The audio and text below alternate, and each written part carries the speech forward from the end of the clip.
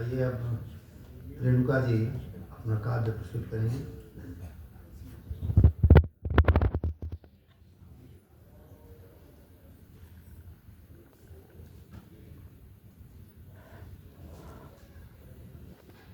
माननीय अध्यक्ष महोदय आचार्य सूर्य प्रसाद केसी जी, मुख्य अतिथि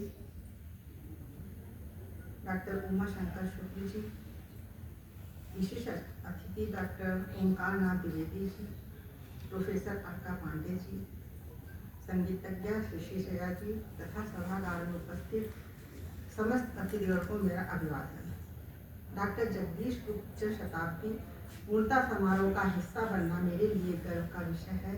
महान साहित्यकार, चित्रकार एवं पुरातत्वविद को मैं श्रद्धा सुमन अर्पित करती हूँ।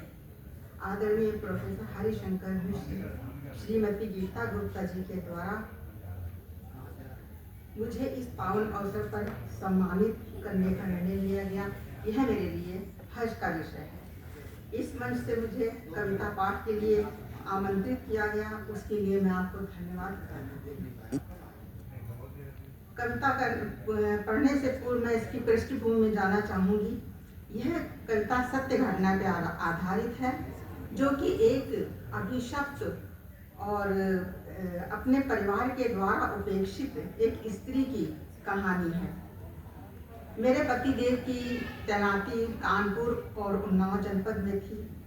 लगभग 5 वर्षों तक हमारा आना जाना लखनऊ लगा रहता था। मैंने ध्यान दिया कि सोहरा मऊ और नवाबगंज के बीच में एक स्त्री अक्सर किसी भी समय विक्षिप्तावस्था में दोनों जगह से आते जाते दिखाई पड़ती थी। सोहरा मऊ से नवाबगंज, नवाबगंज से सोहरा मऊ। मेरा ध्यान अक्सर उसकी तरफ चला जाता था। मैंने अपने ड्राइवर से कहा भी, जरा गाड़ी रोको, मैं इससे बात करना चाहती हूँ। उसने मना किया कि नहीं, शायद ये आपके ऊपर आक्रमण कर दे और सुरक्षित नहीं रहेंगी आप। फिर मैंने नवाबगंज में जाकर के वहाँ के स्थानीय लोगों से पता किया उस स्त्री के बारे में कि मैं इतने वर्षों से इसको इस अवस्था में देख रही हूँ, ये कौन है।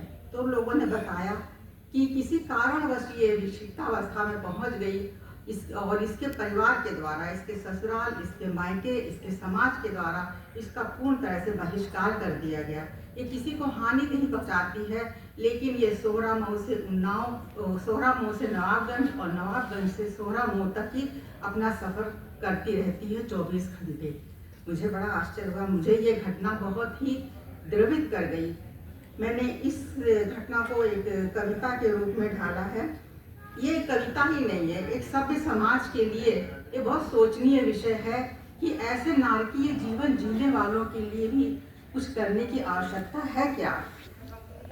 कविता का शीर्षक है 3 कोस। 3 कोस इसलिए कि बस मायके और ससुराल की दूरी 3 कोस ही थी, लेकिन उसका जीवन भी 3 कोस में ही सिमट गया था। कविता है इस प्रकार।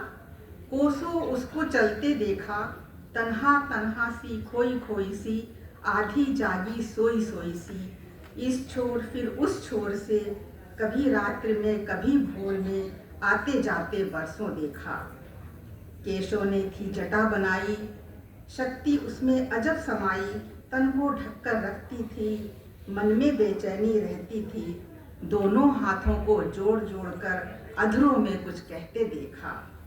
लोग कहे वह पगली है, बेघर हो घर से निकली है, जाने उसकी क्या विपता थी, सिर पर जैसे कोई सजा थी, 3 कोस का उसका जीवन, 2 पग पर नित चलते देखा। जो मिल जाए खा लेती थी, 4 रोज या 4 पहर में, आंखों में उसकी नींदें थी दूर, अपनों से थी वह मजबूर, कुछ खोजती कुछ ढूंढती, अक्सर मैंने उसको देखा।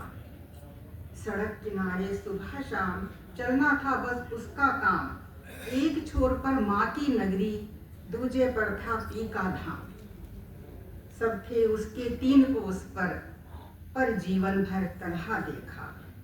एक दिन वो यूं ही मिट जाएगी, चलते चलते थक जाएगी, दुनिया फिर कुछ ना कर पाएगी, देह छोड़िए अब शापित सा, पुनर्जन्म शायद पा जाए।